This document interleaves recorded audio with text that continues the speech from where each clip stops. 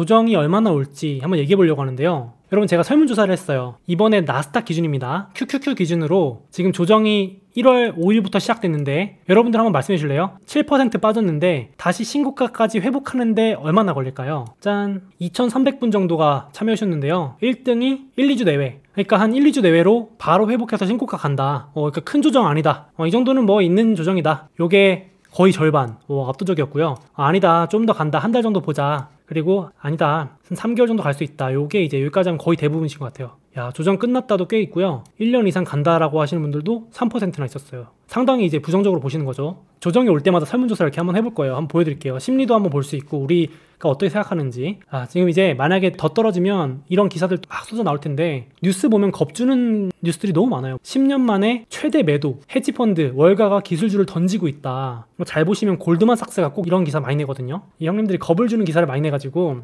자, 보시면 12월 말부터 1월 3, 4일까지 기술주 투매하고 있다. 조사해보니까 금리 상승하니까 기술주 던지고 있다. 그래서 10년 만에 가장 가파른 속도로 헤지펀드들이 기술주를 털어내고 있다. 이 기사를 딱 보면 모르시는 분들은 큰일 났다. 다 파는 거구나. 나도 팔자. 막 던진다니까요. 그렇죠? 그럴 수밖에 없죠. 그러니까 이게 틀렸다는 말은 아닌데 근데 보통 진짜 기관들은 어떻게 매매하냐면 어떤 사건 터지면 알고리즘이나 컴퓨터 매매하듯이 일단 던지고 봐요. 우려를 최대한 보수적으로. 먼저 고객 돈이니까 리스크 관리해야 되니까요. 우리는 그냥 존 뭐 하면 되잖아요. 떨어지면 그런가 보다 하면 되는데 더 사면 되지 않은데 기관들은 그게 아니기 때문에 일단 투매 던지고 보는 거죠. 혹시 모르니까. 그래서 떨어졌다가 우려를 타고 올라오는 경우가 많은 이유가 그런 경우가 많아요. 그래서 일단 팔고 기관들은 다시 사면 그만이니까. 어차피 고객들한테 수익률로 보여주면 되니까. 그렇죠? 우리랑 좀 달라요. 그래서 여기에 너무 겁먹지는 않으셨으면 좋겠어요. 제가 뭐 당장 주가가 회복한다 이런 말이 아니라 이런 기사에 너무 겁먹으실 필요는 없는 것 같아요. 그래서 제가 계속 보여드릴 거지만 금리가 올라가고 있는 동안에는 성장주 투자 조심하자고 말씀드리고 싶고, 그래서 이번에 금리 상승 이슈로 조정이 얼마나 될까 한번 보자고 하는 거예요. 2021년에도 똑같이 금리 상승 핑계로 조정이 있었거든요. 그때 조정 기간이 얼마인지 한번 우리 과거 통계를 한번 보자는 거예요. 계산 다 해왔거든요. 딱 1년 전입니다. 2월 12일부터 하락하기 시작하더니 갑자기 금리 상승, 지금하고 똑같았어요. 긴축 이슈 나오면서 하락만 3주 동안 했습니다. 딱 3주 동안 하락하더니 스멀 회복하면서 한 달 걸렸어요. 회복하는데. 그래서 총 2달 걸렸습니다. 2021년 2월부터 다시 전 고점을 회복하는데 4월, 2달. 2달 동안이 주식을 줍줍할 수 있는 기간이었죠. 2달이면 생각보다 짧지 않습니다. 근데 또 바로 조정이 왔습니다. 끝나나 했더니 또 왔어요. 이렇게 금리 인상 구간에는 변동성이 심합니다. 올해는 이거보다 심할 가능성이 높다고들 많이 말씀하시죠. 4월부터 5월까지 또 한 달 하락. 야, 그러니까 지치죠. 우리가 하락하고 회복하는데 또 한 달. 그래서 또 2달 걸렸습니다. 그래서 2달. 평균적으로 전 고점 회복이 2달 걸렸죠. 그리고 작년 9월달 이때 이제 헝다 이슈 뭐 이러면서 금리 상승하면서 복합적으로 겹쳐가지고 또 하락 한 달. 하락만 한 달입니다. 9월 7일 고점 찍고 10월 4일날 하락. 그리고 여기서부터 다시 올라가는데 또 한 달. 전 고점 회복하는데 여기 공교롭게도 물론 뭐 1년 가지고 어떻게 정확히 아냐 하시겠지만 작년 기준으로 봤을 때 2달 걸리네요. 신기하게. 그래서 지금 12월 27일부터 고점을 찍고 2주 진행됐습니다. 그러면 과거 기준으로는 여러분 한 2주 정도 더 떨어지거나 이렇게 횡보하다가, 그러니까 베스트 케이스는 횡보, 반등 이렇게 하다가 한 달 동안 하면서 올라가는 케이스고, 최악의 케이스는 이제 더 떨어지다가 올라가는 케이스죠. 근데 이렇게 되면 좀 회복이 좀 더 오래 걸릴 것 같고요. 제가 생각하는 시나리오는 이제 이렇게 좀 횡보, 약간 오르락내리락, 눈치 보기, 그러다가 이제 회복해줘야 정상적인 경로 아닌가. 이게 이제 희망회로 가장 긍정적인 시나리오. 그래서 제가 말씀드리고 싶은 게 뭐냐면 이거 미래를 맞추자는 게 아니고요. 조정이라는 게 이렇게 무슨 하루 만에 올라가고 이러는 게 아니라 기본적으로 한 달 내려가고 빨리 올라가야 한 달이니까 이제 고작 조정 온 게 2주 됐습니다. 그래서 너무 조급하게 사시는 거는 금리가 계속 올라가고 있기 때문에 작년 생각하시면 좀 위험할 수 있습니다. 그래서 제가 생각하는 기준은 고점 회복까지는 빠르면 한 달 정도? 한 달? 요 정도. 저는 3번에 투표할 것 같아요. 이렇게. 너무 급하게 생각 안 하셔도 좋겠다. 작년만 해도 벌써 한 달 걸렸으니까 2달, 총 2달 걸렸으니까 조금 차분하게. 근데 그럼에도 불구하고 저는 만약에 좀 급락이 와도 회복할 가능성이 높다고 보는 게 두 가지인데, 일단 1월 말. 공교롭게도 2주 뒤에 1월 말에 연준 의장이 등판하시죠. 여기 1월 25일부터 26일 요 전까지는 시장이 불안해하다가 이때 연준 의장이 좀 진정을 시켜줘야 되지 않을까. 2022년 10월에 미국에서 중요한 선거가 있기 때문에 올해는 선거의 해거든요.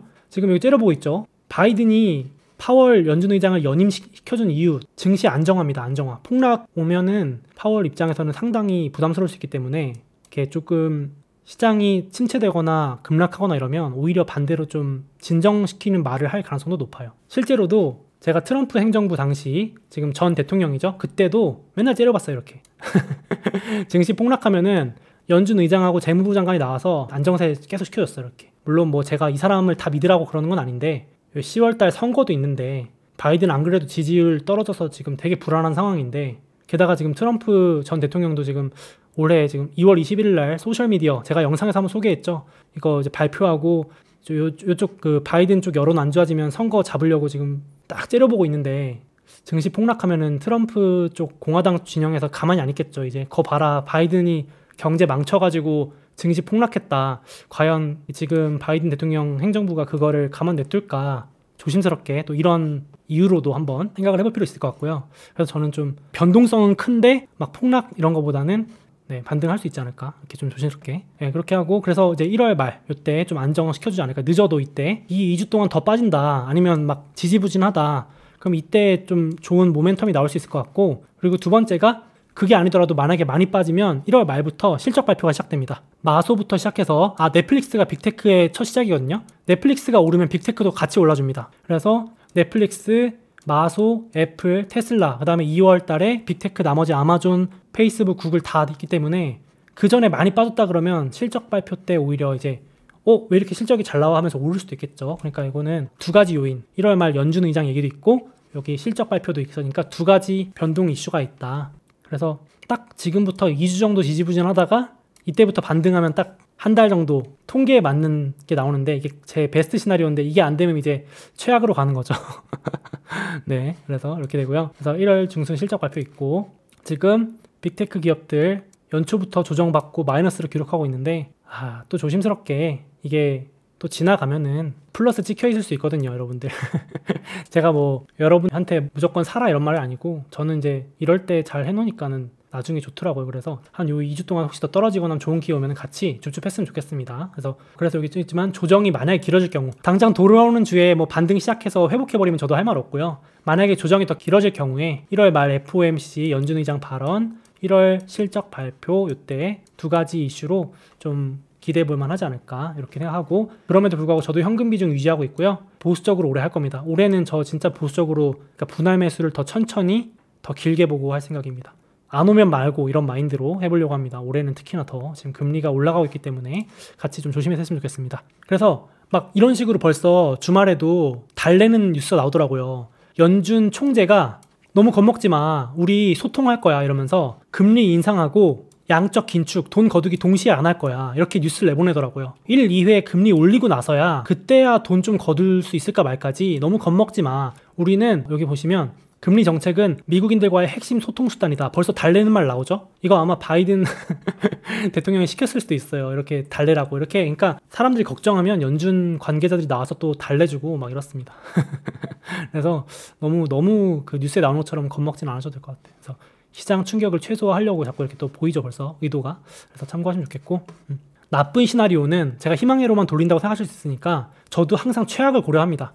지금 코로나 직전 금리가 1.9였는데요. 지금 1.8까지도 올라갔거든요. 저도 이제 1.8, 1.9, 2 돌파하면은 이렇게 올라가 버리면은 시장 충격이 엄청 올 수 있기 때문에 조심하셔야 됩니다. 제가 겁 드리는 게 아니라 진짜 그렇게 충격이 옵니다. 기관들이 던지기 때문에 컴퓨터로 다 세팅해 놓기 때문에 금리가 1.9, 2로 넘어가면 조심하셔야 됩니다. 진짜로. 그래서 현금 비중 좀 늘려놓는 것도 방법이고요. 올해 3월달 금리 인상할 가능성이 높다고 여겨지는데 이때도 또 충격이 올 수 있고요. 그래서 올해는 좀 변동 계속 될 것 같아요. 스트레스 될 것 같아요. 참 스트레스 많이 받으시겠지만 어쩔 수 없을 것 같아요. 저도 이런 얘기 안 하고 싶은데 뭐 어쩔 수가 없는 것 같아요. 저도 웬만하면은 걱정하지 마시라고 할 텐데 워낙 핑계거리가 많은 해와가지고 요거는 좀 캘린더 참고해 주시면 좋을 것 같습니다. 그래서 저는 적어놨어요. 금리 1.8 돌파하면 현금 20, 금리 1.9 돌파하면 현금 30% 이상 이렇게 그냥 계획을 세워놨어요. 원칙대로 저도.